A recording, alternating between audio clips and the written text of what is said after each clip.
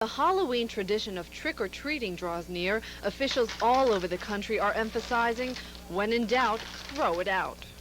All packages should be examined upon opening and all items smelled and looked at carefully. Pins and razor blades are the most common forms of tampering, but you should also be wary of poisons which cannot be seen. Steve Kopian with Nassau County's Department of Health explains how to examine your treats.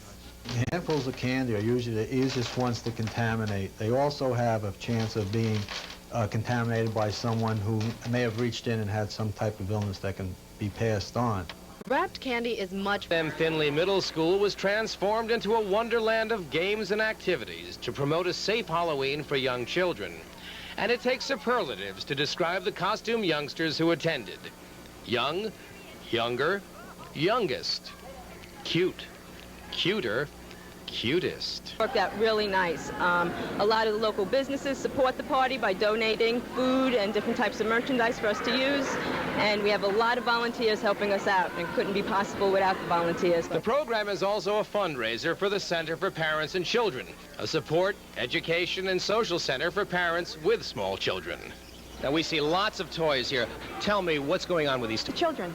And the children also enjoyed a clown show and games that were helped along by parents and volunteers. One of the volunteers summed it all up. Miniatures can pack a high-calorie wallop, particularly if you think that what you're eating doesn't. For most, Halloween on Long Island is just a night, but for the McNair family, it's become what they call their house of horrors. Things, and the crowds kept growing, and we added more things, and it's grown into this house of horrors here in East Patchogue. Kids come here from all over Long Island. Kids of all ages. This one's adorable. This one isn't. We put out contribution boxes and folks come by. The exhibit is free. We encourage them to donate what they can. And we raised, last year we raised close to $5,000 for MDA. You might think it's strange to turn your home into a spectacle like this, but I think it's something that the community looks forward to. The House of Horrors opens 6 to 10 nightly through Monday, located just off of South Country Road. For directions, call the McNairs at 289-6619. In East Patchogue, Howard Cannon, News 12, Long Island. 4-year-old Keith Meeks is going to be a ghost this Halloween. His mom, Mary Jo, already has made his costume. Safety was a top priority. The sheet just has a hole in the front of the face, so his eyes and nose and mouth will be completely exposed.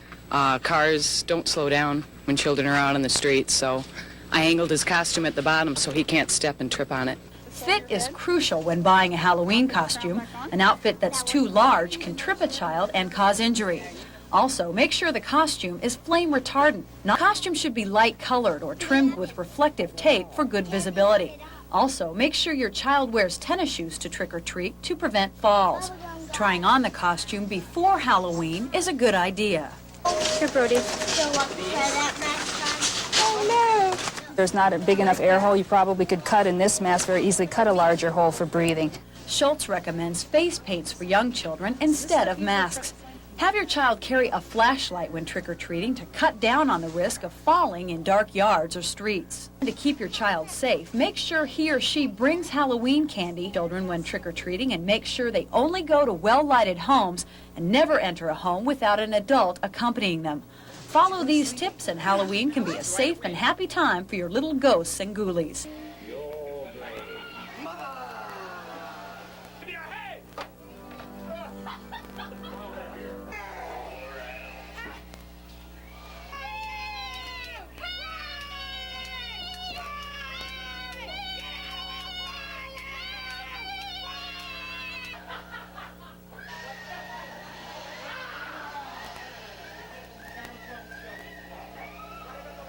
Dance and theatrical accounts receivable are all locked up. We got a jailkeeper that you saw the Goonie Bird before. He's our boss. At this Long Island costume company, Halloween is a real treat. The day climaxes a month-long marathon costume session and gives employees a chance to do a little public relations of their own.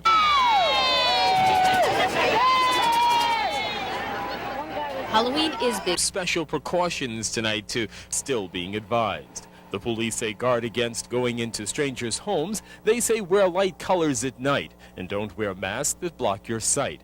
And make sure all treats are checked before.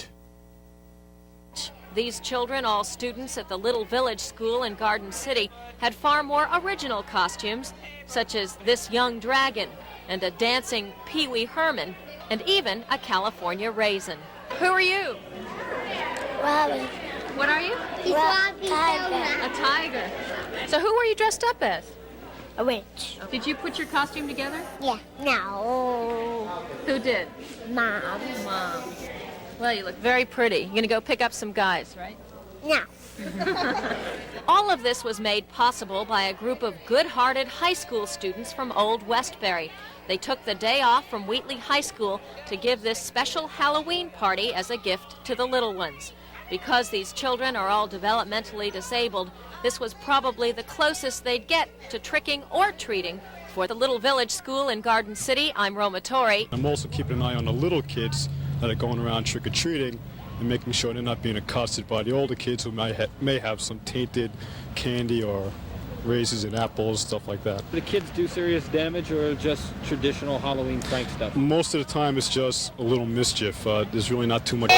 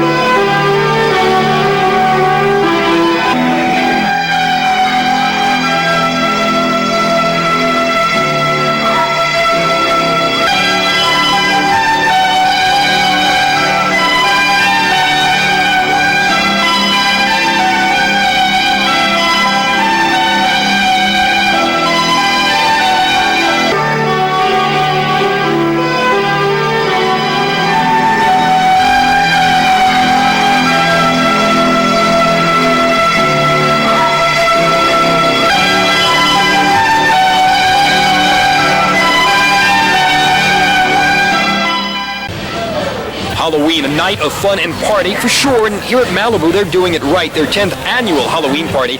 But the fact is, for some, Halloween is a drag. For others, it's just another hard day's night. For some, it's just a night to come out and clown around with the gang.